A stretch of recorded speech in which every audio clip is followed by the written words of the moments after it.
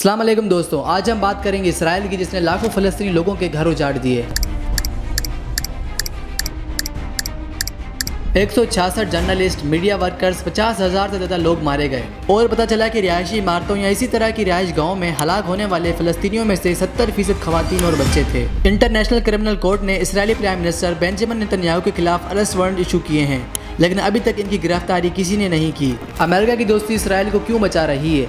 आज हम देखेंगे इसराइल की पूरी हिस्ट्री की ये कैसे बना और इसने फ़लस्तीन पे कब्जा कैसे किया और क्यों कोई इंसाफ के लिए आवाज़ नहीं उठा रहा। तो वीडियो को शुरू से लेकर एंड तक लाजमी देखिएगा, ये सच आपको हिला देगा।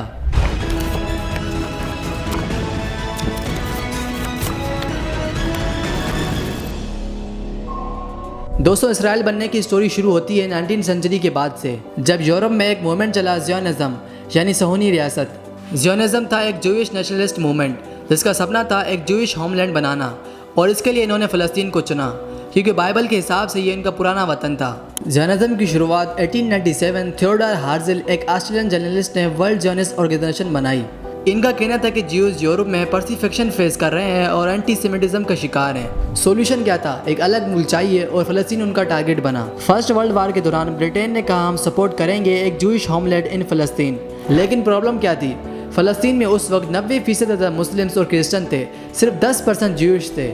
जब ओटोमन हार गया तब फ़लस्तीन पे ब्रिटिश का कंट्रोल आ गया, तो उस वक्त इन्होंने दोनों साइड को खुश करने की कोशिश की, लेकिन दोनों के बीच टेंशन बढ़ गई। जूइश इमिग्रेशन तेज़ी से बढ़ने लगी और फ़लस्तीनी लोगों की ज़मीन छीनी जा रही थी। 1947 यूएन ने पार्टीशन प्लान दिया कि फ़लस्तीन को 2 स्टेट में बांट दो, एक जूइश इसराइल और एक फ़लस्तीन। जूइश ने प्लान एक्सेप्ट किया, लेकिन अरब्स ने रिजेक्ट किया क्योंकि ये बिल्कुल अनफेयर था। फिर 14 मई 1948 को डेविड बिन गोरियन ने इसराइल का इंडिपेंडेंस का ऐलान कर दिया। एक तरफ सदियों से फ़लस्तीन में रहने वाले लोग और दूसरी तरफ एक नई कम्युनिटी अपना मुल्क बनाने आई, लेकिन ब्रिटिश ने दोनों के साथ खेला और रिजल्ट आखिर में जंग हुई और 2 लाखों लोग डिस्प्लेस हो गए। ये थी इसराइल बनने की कहानी। अब बात करते हैं अमेरिका और इसराइल के गहरे रिश्ते की। ये दोस्ती इतनी मजबूत क्यों है? But we have a bond to Israel that's much stronger. It's a moral commitment. I recognized Jerusalem as the capital of Israel. You need not be a Jew to be a Zionist. I am a Zionist. 1948 में Israel के बनने पर America ने पहले support किया, तब से दोनों के रिलेशन स्ट्रॉन्ग होते गए।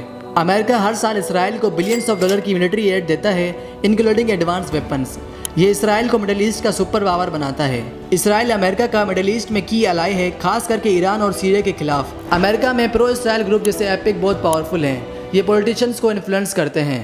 AIPAC is not dedicated to peace. America और इसराइल की दोस्ती एक ऐसा बंधन है जो ना टूटे ना झुके। तो सवाल उठता है कि ये दोस्ती इंसाफ की सबसे बड़ी दीवार है। जब हॉस्पिटल्स पर बॉम्ब गिरते हैं तो बच्चों के स्कूल तबाह होते हैं और 50,000 ज़्यादा लोग मारे जाते हैं, तो ये क्या वॉर है या जेनोसाइड? इसराइल कहता है सेल्फ डिफेंस, लेकिन जब सिविलियंस का खून बहता है तो सवाल उठता है जस्टिस कहाँ है? जब इतना सब कुछ हो रहा है तो दुनिया क्यों चुप है? क्यों कोई एक्शन नहीं ले रहा? तो चलिए रीजंस देखते हैं। अमेरिका, यूके और यूरोप इसराइल के अलाइज हैं। इसराइल मिडिल ईस्ट में उनका स्ट्रेटेजिक पार्टनर है, इसलिए वो इसराइल के एक्शन पर चुप रहते हैं।